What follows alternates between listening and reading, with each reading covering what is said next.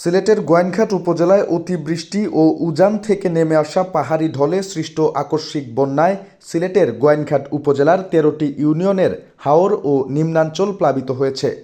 এছাড়া পানিতে শালুটিগড় গোয়াইনঘাট সড়ক তলিয়ে যাওয়ার কারণে যান চলাচল বন্ধ হয়ে উপজেলা সদরের সঙ্গে যোগাযোগ বিচ্ছিন্ন রয়েছে।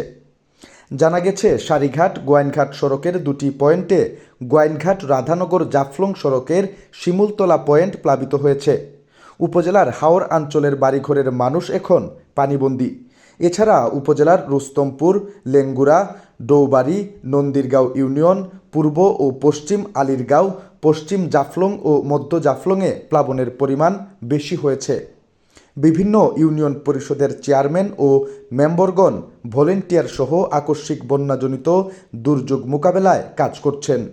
বুধবার দুপুর ১২টায় পাওয়া তথ্য অনুযায়ী গোয়াইনঘাট ব্রিজ পয়েন্টে পানির উচ্চতা ১০.১১ মিটার। তবে সারিঘাট পয়েন্টে পানির উচ্চতা এখন ১২.৮৮ মিটার, যা বিপদসীমার উপর দিয়ে প্রবাহিত হচ্ছে।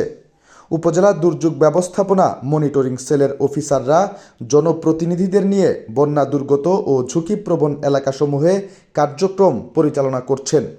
যে সকল এলাকা ঝুঁকিপূর্ণ ও প্লাবিত হতে পারে সে সকল এলাকার ঘরবাড়ি, বাজার ও দোকানসমূহ থেকে লোকজন ও মালামাল নিরাপদে সরিয়ে নেওয়ার জন্য স্থানীয়দের সতর্ক করা হচ্ছে।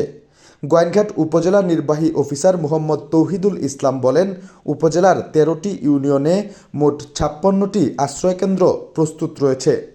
অতি ঝুঁকিপূর্ণ ও প্লাবনপ্রবণ এলাকায় আশ্রয়কেন্দ্রে জনগণকে দ্রুত অবস্থান নিতে মাইকিং করা হচ্ছে।